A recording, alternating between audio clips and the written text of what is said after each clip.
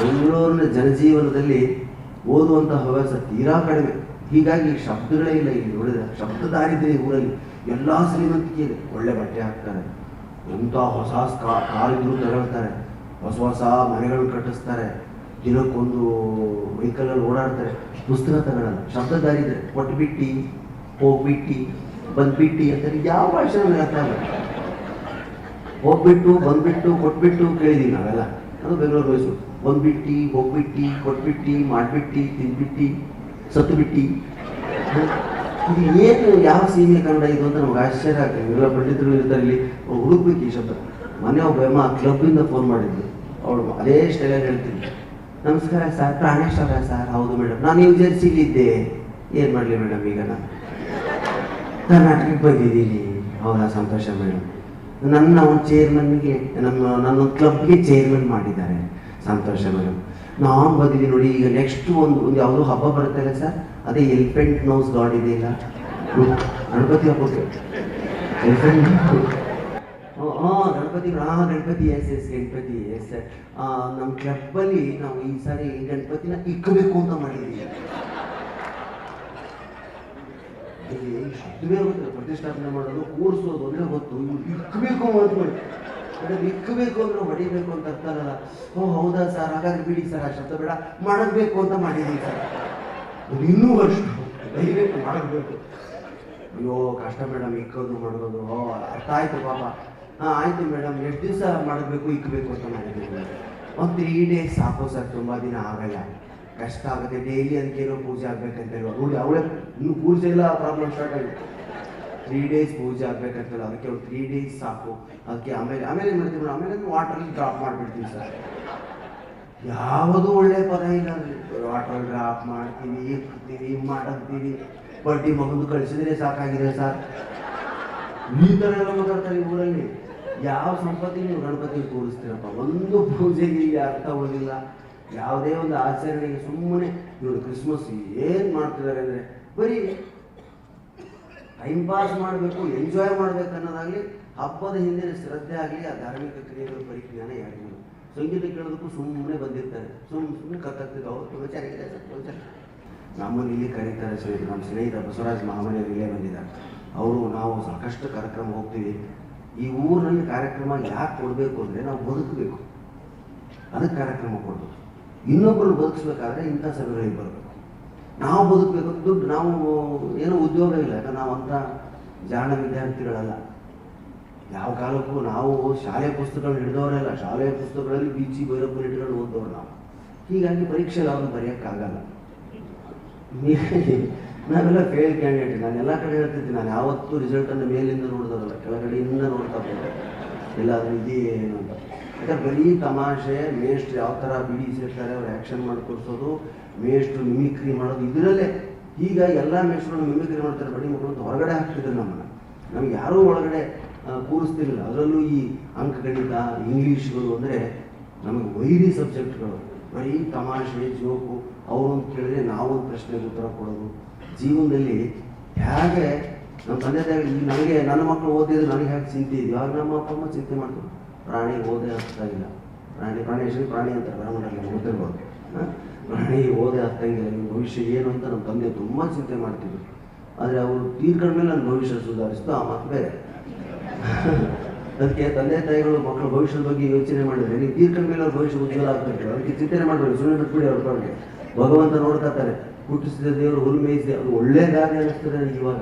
ಅದೇ ಭಾವನೆ ಇದ್ರೇ ಮಕ್ಕಳು ಉಳ್ಕೊತವೆ, ನಾವು ಉಳ್ಕೊತೀವಿ. ಮಕ್ಕಳ ಭವಿಷ್ಯಕ್ಕೆ ಕಕ್ಕುಲಿತುಕೊಳ್ಳಬೇಡ, ಮಕ್ಕಳ ಭವಿಷ್ಯಕ್ಕೆ ಕಕ್ಕುಲಿತುಕೊಳ್ಳಬೇಡ. ದಿಕ್ಕವರಿಗವರೇ ಮಂಕುತಿಮ್ಮ ಅಂತ ಹೇಳ್ತಾರೆ. ದಕ್ಕಿದೇಂ ಗುರು ಪಾಂಡವ ತನರಿಗೆ ರಾಜ್ಯಸಭ, ದಿಕ್ಕವರಿಗವರೇ ಮಂಕುತಿಮ್ಮ. ಅವ್ನು ಹೋದ ದಾರಿ ಬಿಡಿ ಅಂತ ಅರ್ಥ ಅಲ್ಲ. ಅವ್ನಿಗೆ ಏನು ಆಸಕ್ತಿ ಅಂದ್ಕೊಂಡು ಯೋನಿಂಕಂತ ಇಂಜಿನಿಯರೇ ಆಗ್ಬೇಕಂತ, ನೀನು ಡಾಕ್ಟ್ರೇ ಆಗ್ಬೇಕಂತ, ನೀನು ಸಾಫ್ಟ್ವೇರ್ ಬೇಕಂತ ನಮ್ಮ ಕಲ್ಪನೆ. ಮಕ್ಕಳು ಮುಂದೆ ಹೆಂಗೆ ಅಂತಿರ್ತಾರೆ, ಪ್ರಶಾಂತ್ ನೀನು ಈ ವರ್ಷ ಡಿಸ್ಟಿಂಕ್ಷನ್ ಬರಲಿ, ನಾನು ಉಳಿಯಲ್ಲಪ್ಪ. ಅವ್ರು ಡಿಸ್ಟಿಂಕ್ಷನ್ ಬರಲಿ, ನೀನು ಯಾಕೆ ಸಾಯ್ತಿದ್ದಾಳೆ? ಇವರು ಅಂಜಿಸ್ತಾರೆ ಮಕ್ಕಳು. ಹೀಗಾಗಿ ಮಕ್ಕಳು ದುರ್ಬಲ ಮನಸ್ಸು. ಒಬ್ಬರಿ ನಾನು ಓದಬೇಕೇನೋ, ಬೇರೆ ಏನೂ ಹೋಗ್ಬಾರ್ದೇನೋ, ಎಲ್ಲೂ ಹೋಗ್ಬಾರ್ದೇನೋ, ನಾನು ಏನೂ ನೋಡಬಾರ್ದೇನೋ, ಬರೀ ಓದು ಓದು ಓದು. ಈ ಥರದ ಕಾಲೇಜ್ಗಳೆಲ್ಲ ನೋಡಿ ಬರೀ ರ್ಯಾಂಕ್ ಸ್ಟೂಡೆಂಟ್ಗಳು ಎಲ್ಲ ಹೊರಗಡೆ ರ್ಯಾಂಕ್ ಬರ್ತಾರೆ. ಕಾಮನ್ ಸೆನ್ಸ್ ಎಲ್ಲಿ ಹೇಗೆ ಬದುಕಬೇಕು ಅಂತ ಗೊತ್ತಿಲ್ಲ. ಬದುಕನ್ನು ಕಲಿಸೋದೇ ಸಂಗೀತ, ಸಾಹಿತ್ಯ, ಕಾವ್ಯಗಳ ಸಾಹಿತ್ಯ. ಅವನು ಆರಾಧಿಸಿದ್ರೆ ಬದುಕಿಗೆ ಒಂದು ಅರ್ಥ ಬರ್ತದೆ. ಎಲ್ಲಿ ಬಿಟ್ಟರು ಬದುಕಬಲ್ಲೆ ಅನ್ನೋದು ಆತ್ಮವಿಶ್ವಾಸ ಬರ್ತದೆ. ಇಂಗ್ಲೀಷೇ ಬರೋದು ನಾನು 11 ದೇಶ ಅಡ್ಡಾಡಿದ್ದೀನಿ, ಇದಕ್ಕಿಂತ ಉದಾಹರಣೆ ಬೇಕಾ?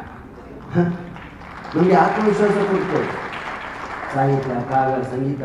ನಾನು ಹೋಗುದೆಲ್ಲ ತಬಲಾ ಬಾರಿಸಿದೆ, ಕೊಳಲು ಬಾರಿಸಿದೆ, ಮೃದಂಗ ಬಾರಿಸಿದೆ, ಹಾರ್ಮೋನಿಯಮ್ಮು, ನಾಟಕ, ಸಿನಿಮಾ, ಶಾಲೆ ಓದೊಂದ್ಬಿಟ್ಟು ಎಲ್ಲ ಮಾಡಿದ್ದಾರೆ.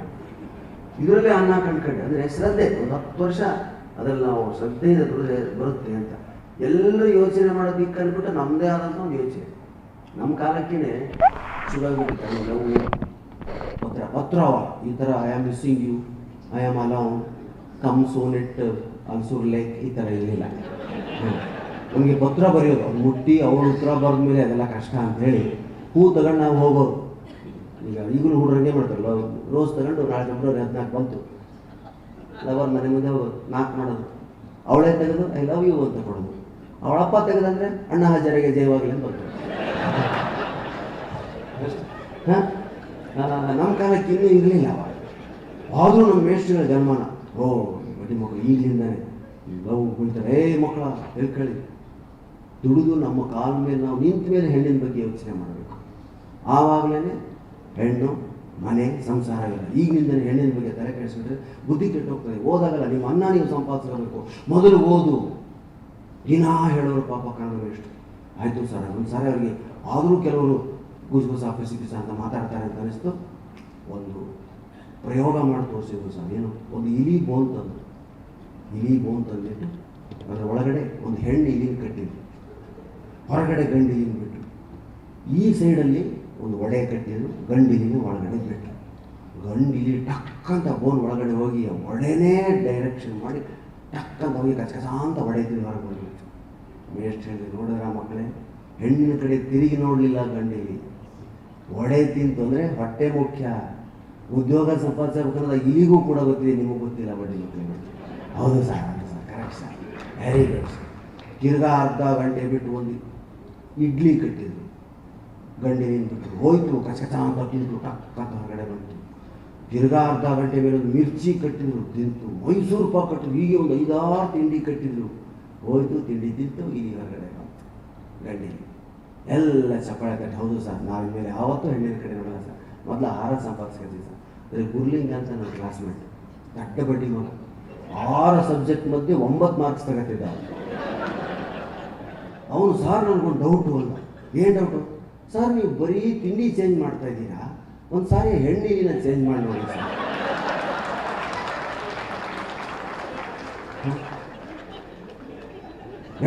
ಯಾಕೋ ಅನುಮಾನ ಸರ್, ಮೋಸ್ಟ್ಲಿ ಅದು ಅದ್ರ ಹೆಂಡತಿ ಇರಬೇಕು ಅಂತ ನನಗೆ ಅನಿಸ್ತಾ ಇದೆ, ಅದಕ್ಕೆ ಅದು ಕತ್ತಿ ನೋಡ್ತಾ ಇದೆ.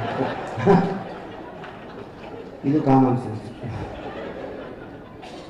ಆಗ ಮೇಷ್ಟ್ರೆ ಅಂದ್ಕೊಂಡ್ರೆ ಹೌದಲ್ವೋ, ಹೀಗೂ ಯೋಚನೆ ಮಾಡೋದಾಗಲ್ಲ. ಹೀಗೂ ಇದೆಯಾ ಪ್ರಪಂಚ?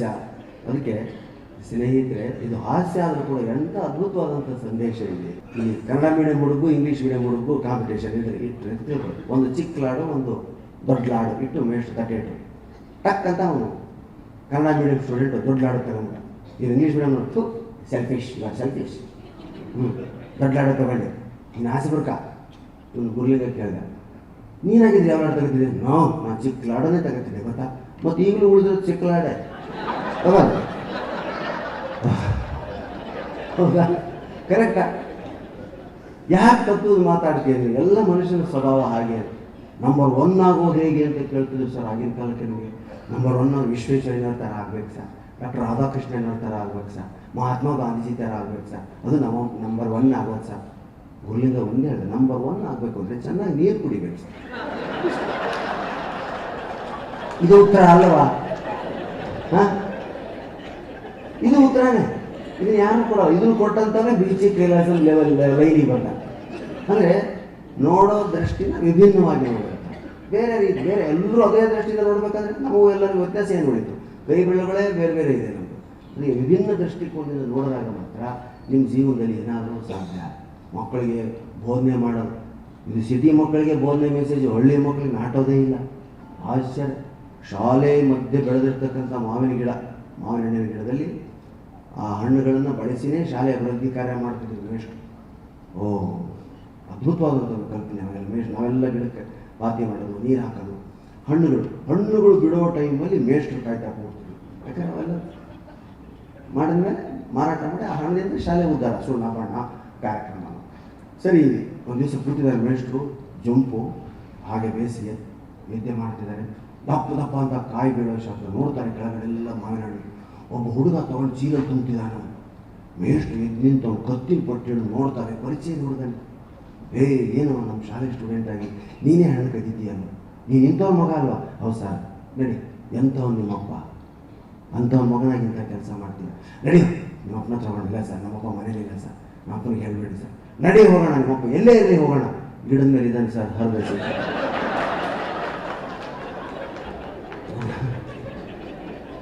ಸಡನ್ ಟರ್ನ್ ತಗೊಂಡ್ಬಿಡ್ತದೆ. ಏನು ಹೇಳ್ಬೋದು ಅಂತ ನಾವು ಅನ್ಕೊಂಡಿದ್ರೆ ಸಡನ್ ಟರ್ನ್ ತಗೊಂತು ಅಂದರೆ ಅಲ್ಲಿ ಹಾಗೆ ತಗೋಬೇಕಲ್ಲ. ಹಾಗೆ ತಗೊಂಡ್ರೆ ಅದು ಪ್ರಾಣೇಶ್ವರಿಗೆ ಆಹಾರ ಆಗುತ್ತೆ. ಅಯ್ಯೋ ಎಂಥ ಮಗನ ತಂದೆ ನೀನು, ಒಂದೊಂದು ಮಗನ ಹತ್ರ ಹೋಗಿ ಕ್ಷಮೆ ಕೇಳಿಸಿ, ಇನ್ಮೇಲೆ ಏನು ಮಾಡಲ್ಲ ತಾನೆ, ಹಿಂಗೆ ಮಾಡಿಸಿದ್ರೆ ಅದು ಬೇರೆ ಲೆವೆಲ್. ಇಂಥದ್ದೊಂದು ಲೆವೆಲ್ ಬೇಕು ಅಂತ ಇಂಥ ಒಂದು ಕಾರ್ಯಕ್ರಮದಲ್ಲಿ ಇವತ್ತು ಯಾಕೆ ಹಾಸ್ಯ ಅಂತ ಇಟ್ಟಿದ್ದಾರೆ ವೀಣಾ ಮೇಡಮ್ ಅಂದರೆ ಇದೇ ಕಾರಣಕ್ಕೇನೆ, ಹೌದಾ? ಆಮೇಲೆ ನೀವೆಲ್ಲ ದೊಡ್ಡ ದೊಡ್ಡ ವಿಚಾರ ಕೇಳ್ತೀರಿ, ಈ ಥರದ್ದು ಒಂದು ವಿಚಾರ ಇದೆ ಅಂತ ನಿಮ್ಗೆ ಗೊತ್ತಾಗಲಿ ಅಂತ. ಅದಕ್ಕೆ ನಗೆ ಹಬ್ಬಗಳಿಗೆ ಡಿಮಾಂಡ್ ಬಂದಿರೋದೇ ಈ ಕಾರಣಕ್ಕೆ ಸ್ನೇಹಿತರೆ. ಅದಕ್ಕೆ ನಾವು ಕೂಡ ಏನು ಮಾಡ್ತೀವಿ ಅಂದರೆ ಹಾಸ್ಯದ ಜೊತೆಗೆ ನಾವು ಓದಿದಂಥ ವಿಷಯಗಳನ್ನು, ನಾವು ಕೇಳಿದಂಥ ವಿಷಯಗಳನ್ನು, ಇಂಥ ಪುಸ್ತಕಗಳು ಓದ್ದಲ್ಲೇ ಅದನ್ನೇ ಜನರಿಗೆ ಹೇಳ್ತಾ ಇರ್ತೀವಿ. ಒಂದಾನೊಂದು ಕಾಲದಲ್ಲಿ ಜಗಳ ಬಂತು ಅಂದರೆ ಹೊಡೆದಾಡಿ ಸಾಯ್ತಿದ್ರು. ಈಗ ಸಣ್ಣ ಸಣ್ಣ ವಿಷಯ ಇತ್ತು. ಒಬ್ಬ ಒಂದು ಹೊಲ ಮಾರ್ದ, ಒಂದು ಗದ್ದೆನೋ ಹೊಲನೋ ಮಾರಿ 8ನೇ ದಿವಸಕ್ಕೆ ಅವನು ನೆಲ ಉಳುವಾಗ ಆ ಹೊಲದ ನೆಲದ ಅಡಿಯಲ್ಲಿ ಒಂದು ಬಂಗಾರದ ನಾಣ್ಯಗಳು ತುಂಬಿರ್ತಕ್ಕಂಥ ಬಿಂದಿಗೆ ಸಿಕ್ತು. ನೋಡಿ, ಆಗಿನ ಕಾಲದಲ್ಲಿ ಎಂಥ ಪ್ರಾಮಾಣಿಕರು ಅಂದರೆ ಆ ಬಿಂದಿಗೆ ತಗೊಂಡು ಅವನು ಹೊಲ ಮಾರ್ದವನ ಹತ್ರ ಹೋದ. ಎಷ್ಟು ವರ್ಷದಿಂದ ನೀನು ಹೊಲ ಇತ್ತೋ, ಯಾರಲ್ಲಿ ಹೂತಿಟ್ಟಿದ್ರೋ ನೋಡಿ, ಬಂಗಾರದ ಬಿಂದಿಗೆ ಸಿಕ್ತು, ನೀ ತಗ ಅಂತ ಕೊಟ್ಟು. ಮಾರಿದ್ದೀನಿ, ಆಗೋಯ್ತಪ್ಪ, ನಿಂದೆ. ಎಷ್ಟು ವರ್ಷದಿಂದ ನಾನು ಇರ್ಬೋದು, ಆದರೆ ಮಾರಿಬಿಟ್ಟಿದ್ದೀನಿ. ನಾನು 8ನೇ ದಿವಸ ಆಗಲಿ 10ನೇ ದಿವಸ ಆಗಲಿ ನಾನು ಮಾರಿದ್ದೀನಿ. ಆ ಬಂಗಾರದ ಬಿಂದಿಗೆ ನಿಂದೆ. ಓ, ನನ್ನ ಕೈಲಾಗಲ್ಲಪ್ಪ, ನಾನು ತಗೊಳ್ಳಲ್ಲ.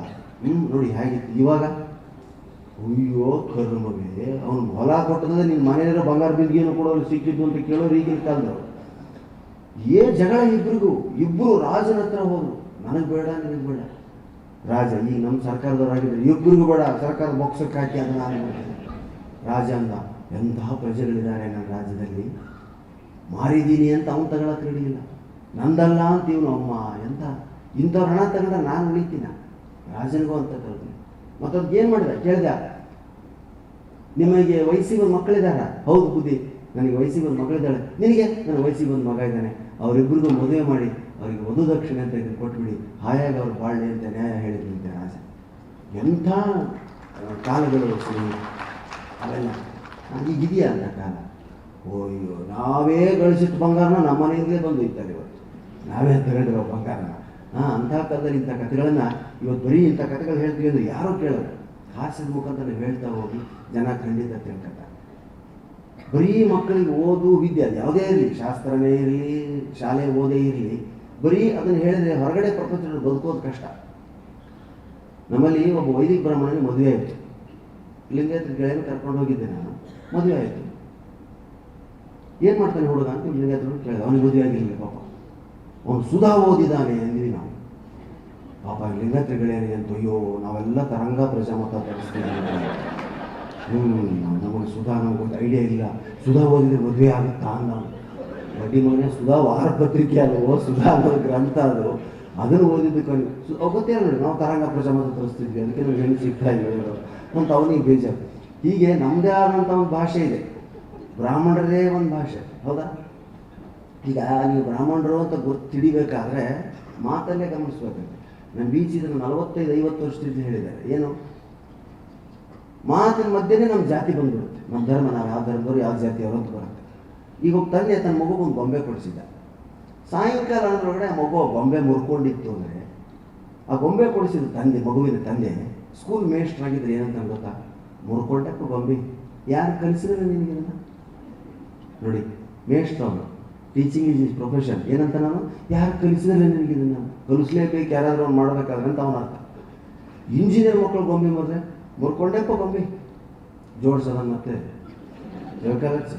ಹಾಗೆ ಇಂಜಿನಿಯರ್ ನೋಡಿ, ವಕೀಲರ ಮಕ್ಕಳು ಗೊಂಬೆ ಮುರಿದ್ರೆ ಮುರ್ಕೊಂಡಪ್ಪ ಗೊಂಬೆ, ಅಪೀಲ ಇಲ್ಲಿ ನೋಡು ಮಗನಿಗೆ. ಹೌದಾ? ಅಪೀಲ.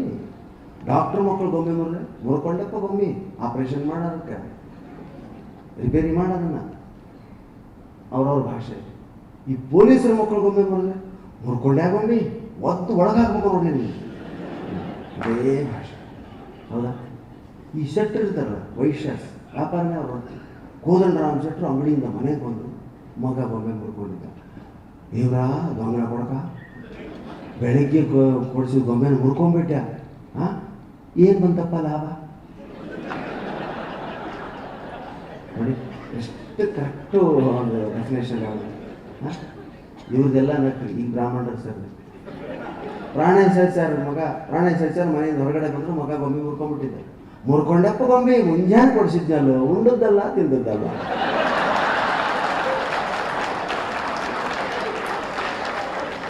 ಹೌದಾ? ಎಲ್ಲಿಗೆ ಬರಲಿ ನಾವು ಉಂಡದ್ದಲ್ಲ ತಿಂದದ್ದಲ್ಲ. ಇಡೀ ದಿವಸ ಬೆಳಿಗ್ಗೆ 9ರಿಂದ ರಾತ್ರಿ 6 ಗಂಟೆವರೆಗೆ ಇರಬೇಕು ಅಂದರೆ ಕಾರಣ ಏನು? ತಿಂಡಿ ಇಲ್ಲೇ ಇದೆ, ಊಟ ಇಲ್ಲೇ ಇದೆ, ರಾತ್ರಿ ಊಟನೂ ಇಲ್ಲೇ ಇದೆ. ಕೇಳ್ಕೊಂಡೋಗಿ ಮನೇಲಿ ಊಟ ಮಾಡ್ಬಿಟ್ಟು ಮಧ್ಯಾಹ್ನ 2 ಗಂಟೆಗೆ ಬಂದಿದೆ, ಓದೋರು ಆ ಕಡೆಗೆ ಬರೋದೇ ಇಲ್ಲ. ಹಾಂ, ರಾಮಾಯಣ ಹೇಳಿದಂತೆ ಅಕ್ಬರ್ ಮುಂದೆ ಯಾವನು, ಅವ್ರು ಚೆನ್ನಾಗಿದೆ, ನನ್ನ ಬಗ್ಗೆ ಒಂದು ರಾಮಾಯಣ ಬರೀರಿ ಅನ್ನೋದು ಅಕ್ಬರ್. ಬಂತು ಪಂಡಿತರಿಗೆ ಪರಿಸ್ಥಿತಿ. ಯಾರು ನನ್ನ ಬಗ್ಗೆ ಅಕ್ಬರಾಯಣ ಬರೀತೀರೋ ಅವರು ಇಡೀ 6 ತಿಂಗಳ ಖರ್ಚು ನಾನು ನೋಡ್ಕೊಳ್ತೀನಿ. ಊಟ, ಬಟ್ಟೆ, ಮನೆ ಜಂಪ್ ಎಲ್ಲರೂ ನಾನು ಬರಿತೀನಿ, ನೀನು ಬರಿತೀನಿ. ಸರ್ಕಾರ ಖರ್ಚು ಕೊಡುತ್ತದೆ ಬರೆಯೋದಕ್ಕೆ. ಎಲ್ಲ ರೆಡಿ ಆದ, ಎಲ್ರಿಗೂ ಕಿರಾಣಿ ಅಂಗಡಿ ತೋರಿಸ್ತಾರೆ, ಏನು ಬೇಕೋ ತಗೊಳ್ಳಿ, ಬಟ್ಟೆ ತಗೊಳ್ಳಿ, ಏನು ರೆಡಿ ಎಲ್ಲ ಬರೋಕೆ. ಒಬ್ಬ ಆಚಾರ ಬಂದು ನಾನು ಬರಿತೀನಿ ಅಂಥೇಳಿ. ಸರ್ ಬೇರೆ ಜಾತಿಯವರೆಲ್ಲ ಏನು ತಗೊಂಡಿದ್ರು ಗೊತ್ತಾ? ಬರೀ ಬೆಲ್ಲ ಸಜ್ಜಿಗೆ, ಬರೀ ಬೆಲ್ಲ ಸಜ್ಜಿಗೆ, ಹಾಲು ಅಷ್ಟೇ, ಗೋಧಿ. ಬ್ರಾಹ್ಮಣರ ಅಂಗಡಿ ಕಿರಾಣಿಯವರು ಕೊಟ್ಟೆ ಬೇಸರ. ಗೋಡಂಬಿ, ದ್ರಾಕ್ಷಿ, ಬಾದಾಮಿ, ಕಲ್ಸಕ್ಕರೆ, ಕಾಲ್ಪಿ ಕಲ್ಸಕ್ಕರೆ, ಗಟ್ಟಿ ಕಲ್ಸಕ್ಕರೆ, ಪಚ್ಚ ಕರ್ಪೂರ, ಕೇಸರಿ ಇಲ್ಲದೆ ಇರೋದನ್ನ ತರಿಸ್ಕೊಡ್ಬೇಕಾತ ಅವ್ರು ಶೆಟ್ಟಿ ಬೇರೆ ಎಲ್ಲ ಊರಿಂದ. ಅಷ್ಟು ತಗೊಂಡಿದ್ರು. ಏನು, ಯಾಕಂದರೆ ವೆರೈಟಿ ತಿನ್ನೋರು ನಾವೆಲ್ಲ. ಒಂದೊಂದು ವ್ರತಕ್ಕೆ ಒಂದೊಂದು ಅಡಿಗೆ. ವ್ರತದಲ್ಲಂತೂ ಪಾಪ ಯಾವಾಗ ವ್ರತ ಮುಗಿಯಿತು ಅಂತ ಕಾಯ್ತಿರ್ತಾರೆ ಕೆಲವು. ನಮ್ಮ ಮಾವವ್ರದ್ದು ಇನ್ನೂ ಅಬ್ದಿಕ ಇತ್ತು, ವ್ರತ ಅಲ್ವಾ ಅದಕ್ಕೆ ಮಾಡಿಸ್ಲಿಲ್ಲ. ಅಲ್ಲಿ ಇಬ್ಬರೇ ಬ್ರಾಹ್ಮಣರ ವ್ರತ ಕಳಿಸಿ ನಾವು ಮನೇಲಿ ಚೆನ್ನಾಗಿ ಮಾಡ್ಕೊಂಡಿದ್ದೀವಿ. ವ್ರತದಕ್ಕೆ ಇಬ್ಬರು ಬ್ರಾಹ್ಮಣರು ಕಳಿಸ್ಬಿಡ್ತಾರೆ, ಮನೆಗೆ ಇವರು ಎಲ್ಲ ಮಾಡ್ಕೊಂತಿರ್ತಾರೆ. ಈ ಥರ ನಮ್ಮ ಎಲ್ಲರೂ ಬರೀ ಬೆಲ್ಲ ಸಜ್ಜಿಗೆ ಹಾಲು ಮೊಸರಲ್ಲೇ ಮುಗಿಸಿದ್ರೆ ಬ್ರಾಹ್ಮಣನ ಅಂಗಡೀಲಿ 1000 ರೂಪಾಯಿ ಆಗ್ಬಿಟ್ಟಿತ್ತು. ಮುಗೀತು ಎಲ್ಲ ರಾಮಾಯಣ. ಇವ್ರು ಏನು ಮಾಡಿದ್ರು ಆಚಾರ್ಯರು, ಎಲ್ಲ ಊಟ ಮಾಡ್ತಿದ್ರು, ಪತ್ರಗಳನ್ನೆಲ್ಲ ಒಂದು ಕಡೆ ಸ್ಟಾಕ್ ಮಾಡ್ತಿದ್ರು ಮೂಲೆಯಲ್ಲಿ. ಎಸಿಬೇಡ ಒಂದು ಕಡೆ ಮೂಲೆಯಲ್ಲಿ. ಇಷ್ಟು ಹತ್ರ ಆಯಿತು, 6 ತಿಂಗಳಿಗೆ ಪತ್ರಗಳಲ್ಲಿ ರಾಶಿ ಆಯಿತು. ರಾಮಾಯಣ ಒಯ್ದು ಕೊಡುವಂಥ ದಿನ ಬಂತು, ಎಲ್ಲರೂ ಹೋದರು. ನಾವು ಬರ್ತೀವಿ ಸರ್, ನಾವು ಎಲ್ಲ ಇಟ್ಟರು. ಆಚಾರ ಬಂದರು, ನಿಮ್ಮದು ಒಂದು ಸಮಸ್ಯೆ ಎದುರಾಗಿದೆ ಅಕ್ಬರ. ಏನು? ರಾಮಾಯಣದಲ್ಲಿ ರಾಮನ ಹೆಂಡತಿ ಸೀತೆಯನ್ನು ರಾವಣ ಅಪಹರಿಸ್ಕೊಂಡು ಹೋದ. ಇಲ್ಲಿ ನಿಮ್ಮ ಬೇಗಮನ್ನು ಯಾರು ಅಪಹರಿಸ್ಕೊಂಡು ಹೋದ್ರು ಅಂತ ನಾನು ಬರೀಲಿ? ಗಾಬರಿ ಆಗಿಬಿಟ್ಟು ಅಕ್ಬರ್, ಸುಟಾಕದ ನಾನು ಬಂದರು. ಪತ್ರಗಳಲ್ಲಿ ರಾಶಿಗೆ ಕಡ್ಡಿ ಬೀರಿದ್ರು, ಕೂರ್ದೋಯ್ತು ಪತ್ರ, ಹೋಗಿದ್ದು ಅಕ್ಬರಾಯಣ ಕತೆ. ಅಂದರೆ ಎಷ್ಟು ಜಾಣ್ಮೆ ಇವ್ರದು ಅಂದರೆ ಸ್ನೇಹಿತರೆ, ಈ ಜಾಣ್ಮೆಯನ್ನು ನಾವು ಸಮಾಜ ಸಂಘಟನೆಯಲ್ಲಿ, ಸಮಾಜದ ಬೆಳವಣಿಗೆಯಲ್ಲಿ ಬಳಸಬೇಕು ಅನ್ನೋದು ಬೀಚವರ ಅಭಿಮತ ಆಗಿತ್ತು. 3 ಜನ ಮಾತಾಡ್ತಾ ನಿಂತಿದ್ರು. ಬಿಟ್ಟಿದಾಗ ಲಿಂಗೇತ್ರ ನಿಂತ, ಒಗ್ಗಟ್ಟು ಅಂದರೆ ನಮ್ಮದೇ, ವೀಕ್ಷರ ಒಗ್ಗಟ್ಟಿನ ಮುಂದೆ ಒಗ್ಗಟ್ಟಿಲ್ಲಮ್ಮ, ಎಲ್ಲ KLE ಎಜುಕೇಷನ್ ಸೊಸೈಟಿ ಎಲ್ಲ ನಮ್ಮವರೇ, ಮಿನಿಸ್ಟರ್ಸ್ ಎಲ್ಲ ನಮ್ಮವರೇ, ನಾವೆಲ್ಲ ಸ್ಟ್ರಾಂಗಮ್ಮ.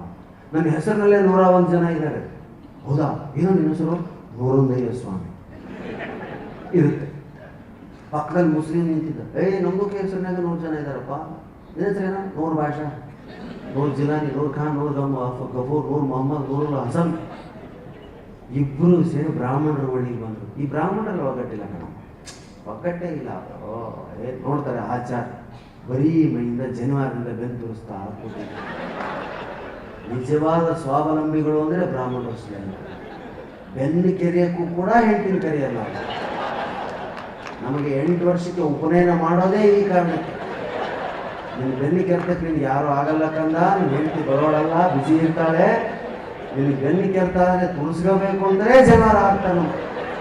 ನೋಡಿ ಬ್ರಾಹ್ಮಣರು ಯಾವಾಗ ಎಲ್ಲ ಜಾತಿಯವರು ಬೆನ್ನು ಕೆರೆದ್ರೆ ಗೋಡೆಗೆ ಹೋಗ್ತಿರ್ತಿರ್ತೇವೆ ಪಾಪ, ಕಂಬ ನೋಡಿ ಆದರೆ ಬ್ರಾಹ್ಮಣ ಮಾತ್ರ ನಿಶ್ಚಿಂತೆಯಾಗಿ ಹೇಗೆ ಏನು ಆನಂದ ಎಷ್ಟೊತ್ತಾದ್ರೂ ಕೆರ್ಕೊಂಡು 6 ಅಡಿ ಜನವರದಾಗ ಒಂದು ಬೆಳೆ ಹೊರದೋದ್ರು ಚಿಂತೆ 1 ಅಡಿ ಕೆರಿತಿರ್ತಾರೆ.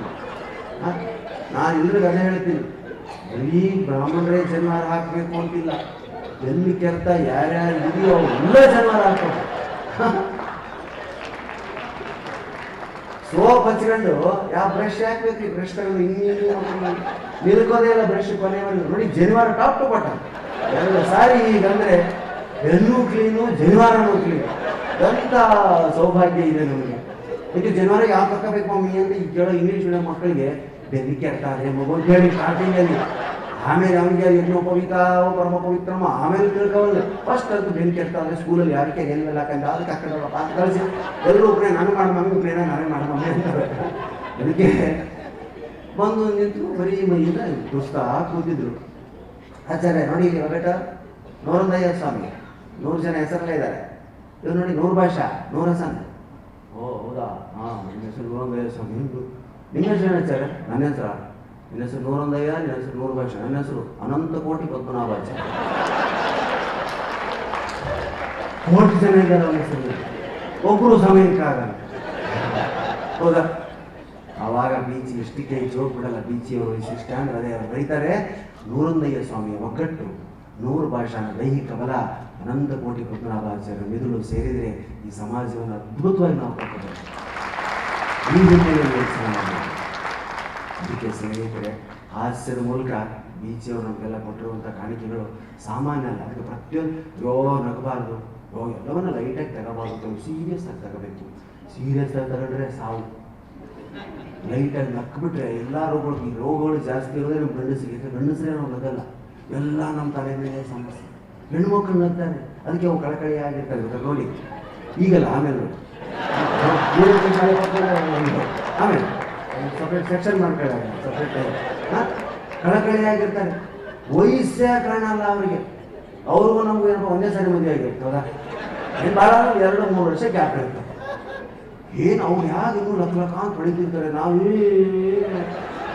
45 ಅಮ್ಮ ಮುಗಿತು, 50 ಅಮ್ಮ of end of end. Walking ಮಾಡೋರು ನಾವೇ, ಹೆಣ್ಮಕ್ಳೆಲ್ಲ ನಾವು ನೋಡಿದ್ರೆ ಹೆಣ್ಮಕ್ಳು ವಾಕಿಂಗ್ ಮಾಡೋದು ಇವೇ. HM ಗ್ರೌಂಡಲ್ಲೋ ಮಲೇಶ್ವರದಲ್ಲಿ ಒಂದೇ ಅಡ್ಡಾಡ್ತಿರ್ತಾರೆ. ಹಾಂ ಯಾಕ್ರೆ ಕೂತ್ರೆ ಇನ್ನೂ ವಾಕಿಂಗ್ ಮುಗಿದಿಲ್ಲ, ಮನೆಗೆ ಹೋಗ್ರಿ ಹೊತ್ತಾಗ್ಯದ. ಏನದ ರೀ ಮನೆ ಎಲ್ಲ ಹಾಕಿದಾರಿ, ನಮ್ದು ಏನು ನಂದು ಏನು ನಡೆಯಂಗಿಲ್ಲ. ಎಲ್ಲ ನಡ್ರೆ ಹಂಗೆ ಇರೋದ ಮನೆಗೆ ಎಲ್ಲ ಮನೆಗೆ ಹಾವು ಚೋಳ ಬರ್ತಾವಿಲ್ಲ, ಕಡಿಮೆ ಸುತ್ತರೆ ಸಾಕು ಅಂತ ಕೂತೀವಿ ನಾವು ಬಂದು.